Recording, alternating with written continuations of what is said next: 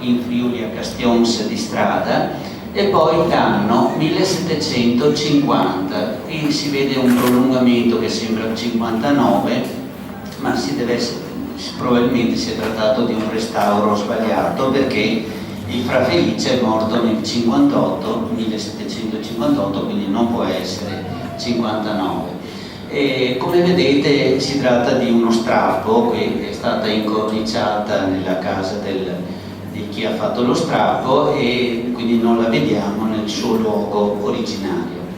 Aurelio si incuriosisce di questa firma e si rivolge a qualcuno che sia di Valdobbiadene, e chi c'è a Valdobbiadene esperto di meridiane? Gian Antonio Geronazzo, che già nel 98 con mio papà si dedicò al ripristino della meridiana, coinvolgendo amministrazione, parrocchia. La meridiana che si trovava nel 1862 sul campanile della piazza centrale di Valdobbiadene, una meridiana realizzata dall'abate Giovanni Follador.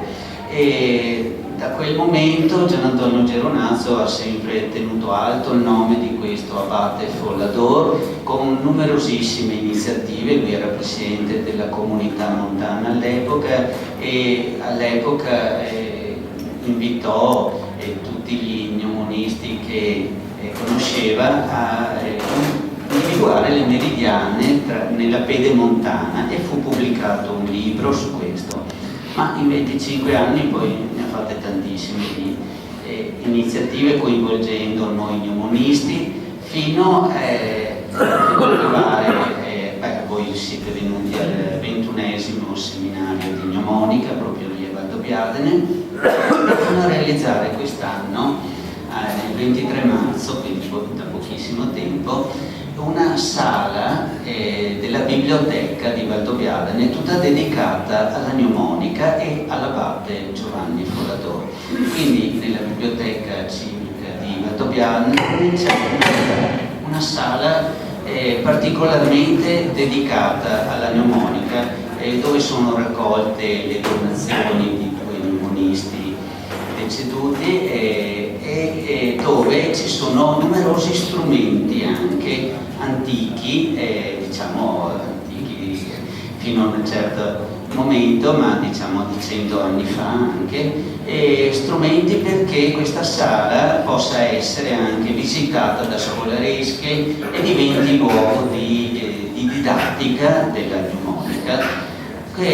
Questo coinvolgimento con l'amministrazione di Valdobbiadene è stato non solo personale, ma è stato tutta un'associazione, è nata un'associazione chiamata Gnomonisti Trevigiani, con l'occasione di questa inaugurazione della sala. E quindi ecco, ringrazio Gian Antonio Geronazzo che è qui, se passate per Valdobbiadene, ecco, vi invito ad andare a vedere questa sala. Continuiamo con la storia di Fra Felice da Valdobbiadene. Gian Antonio Geronazzo mi chiama e dice: guarda, c'è questo frate cappuccino, sarebbe bello scoprire qualcosa di più su di lui.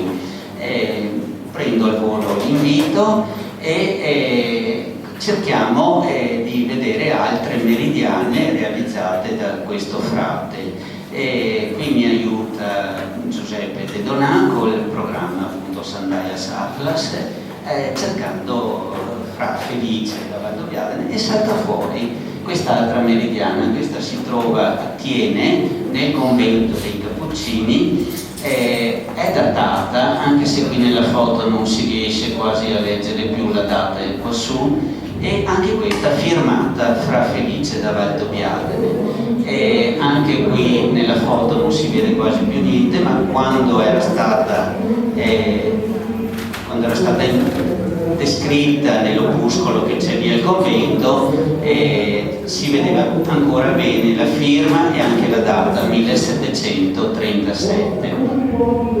Questa meridiana e quella anche di Castions hanno due particolarità: uno la cornice con questi cerchi, ma la particolarità più così che incuriosisce sono le figure zodiacali. Qui vedete il Capricorno, poi prolungato con queste asole, questa forma esteticamente curiosa e le dimensioni notevoli. E questo fatto mi ha fatto pensare a un'altra meridiana che c'è in un altro convento. Qui siamo nella provincia di Treviso, ad Asolo, un bellissimo borgo per chi magari ha voglia di vedere un buon borgo, dove c'è anche il cimitero di Eleonora Duse, dove c'è un castello particolarmente, la Rocca del 1200.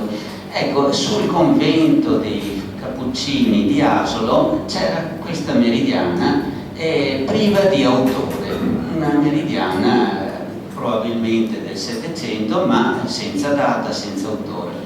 Purtroppo la meridiana venne restaurata. Questa è una foto di 30 anni fa della meridiana ed era appena stata restaurata, ma le opere di restauro, come sappiamo, hanno il pro e il contro: salvano quello che il restauratore vede, ma distruggono per sempre quello che il restauratore non vede, non ha visto all'epoca. E quindi qui vediamo magari degli errori con questa linea, queste oreitali che si incrociano, e vediamo questo simbolo qua su, queste asole che probabilmente potevano essere proprio il Capricorno, ma parzialmente restaurato. Si vede bene però com'era il simbolo del cancro, e qui ancora queste asole. Ed ecco l'idea che questa meridiana fatta nel convento dei Cappuccini, non lontano da Valdobbiadene, sia anch'essa di questo Fra Felice. E anche la cornice lo fa pensare, perché rivedete quei cerchi che avevamo visto nel convento di Thiene. Ecco, dopo qui vedete a confronto il segno zodiacale del cancro ad Asolo, quello di Castions di Strada, che è meridiana firmata da Fra Felice, e quello di Thiene, meridiana firmata. Qui non è il cancro e il Capricorno, però sempre queste asole particolari. Anche le cornici qui messe a confronto, quella di Asolo e quella di Thiene. La seconda meridiana di Fra Felice in Friuli, eccola qui, non si riesce più a leggere la firma, sarebbe qui sotto, ma è pressoché scomparsa, però ormai abbiamo capito che questo modo di fare le figure zodiacali, perché torno indietro, questo modo di fare le figure zodiacali sono quasi una firma, ecco, per Fra Felice. Questa è a Bertiolo, nella chiesa di San Martino. A questo punto uno vuole sapere qualcosa di più di questo gnomonista francescano. Sappiamo che dei documenti c'è poco, si sa che nacque nel 1697, che morì nel 1758, che venne in Friuli a predicare il Quaresimale. Questi frati venivano spesso chiamati per queste prediche, ecco. E ci si domanda anche, ma dove imparò questo frate a realizzare meridiane? Quindi si vorrebbe andare un po' più indietro col tempo, e visto che lui era nato a Valdobbiadene, la ricerca porta a cercare nel suo territorio natale. Questa meridiana che vedete qui si trova in un convento sempre francescano, ormai dismesso già dal 1769, a Valdobbiadene, si chiama convento di San Gregorio. Nel chiostro di questo convento, ecco qui una meridiana ormai veramente malconcia. Questa foto è di 20 anni fa, se la vedeste oggi è quasi irriconoscibile, quindi si è deteriorata di più negli ultimi 20 anni che non nei secoli precedenti, questo soprattutto per lo smog magari che abbiamo oggi.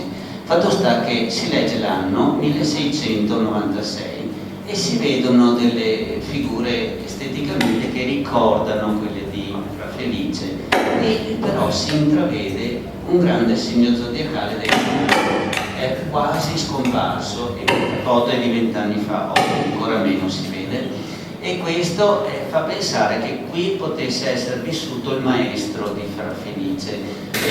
1696 vuol dire un anno prima che nascesse Fra Felice, e quindi questo frate gnomonista che realizzò questa meridiana potrebbe essere stato il maestro.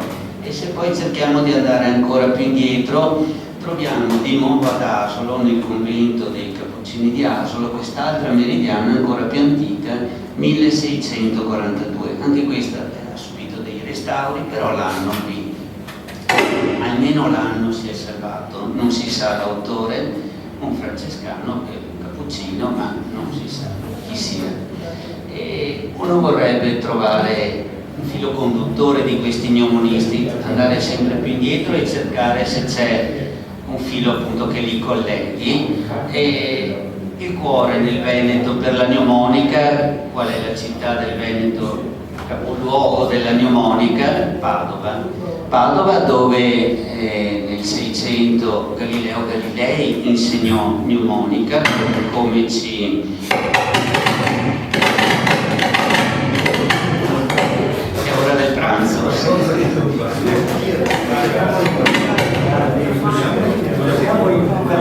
Sentirsi. Ecco, questo Padova, dove già nel 600 Galileo Galilei stesso insegnava gnomonico, oltre a essere stato chiamato per insegnare fisica, astronomia, fortificazioni, perché lui era anche molto esperto anche di questo, anche gnomonica, come ci ha insegnato il professor Quirino Bortolato durante il 21esimo seminario tenutosi proprio lì a Valdobbiadene. E Padova poi sfornò un sacco di gnomonisti, e così ne cito qualcuno, con l'abate Giuseppe Broaldo, colui che realizzò l'osservatorio Le Specole, e colui anche che raccolse in 4 volumi tutte le opere di Galileo Galilei. Toaldo fece anche tracciare questa meridiana, che si può ancora oggi andare nell'osservatorio Le Specole, meridiana che veniva usata dagli astronomi per avere l'ora anche con l'equazione del tempo che abbiamo alla linea scarta del mezzogiorno. E così un altro personaggio che mi piace ricordare, sempre sfornato a Padova, diciamo così, Bartolomeo Ferracina, colui che realizzò la meridiana sul Palazzo della Regione a Padova. E Ferracina era più che gnomonista, era un grande costruttore e riparatore di orologi. È suo il restauro dell'orologio in piazza San Marco a Venezia nel Settecento, quando aggiunse l'uscita dei Re Magi il 6 gennaio, quindi l'orologio quattrocentesco fu arricchito da Bartolomeo Ferracina. E suo anche il restauro dell'orologio che potete ammirare a Bassano del Grappa, nel Palazzo del Podestà, con 2 meridiane, una a destra e una a sinistra, sempre per l'uso dell'orologio.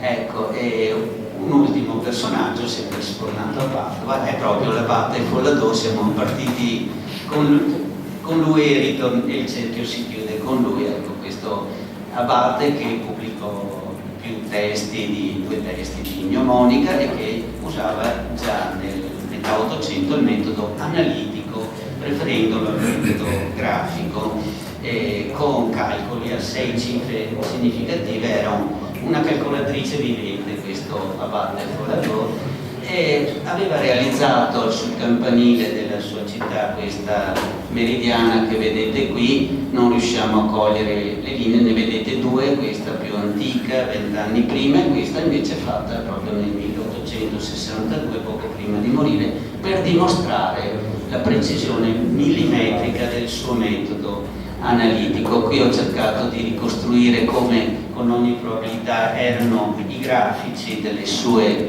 meridiane, che andarono purtroppo distrutte con la Prima Guerra Mondiale. 80 anni dopo, con Antonio Geronazzo che chiama mio padre, ecco, oggi la meridiana è stata in qualche modo ripristinata così, cioè si sono riprese le figure zodiacali laterali, la lemniscata, però non più 2 meridiane, ma inserite alcune ore a tempo vero assieme alla lemniscata. Io ho finito, grazie.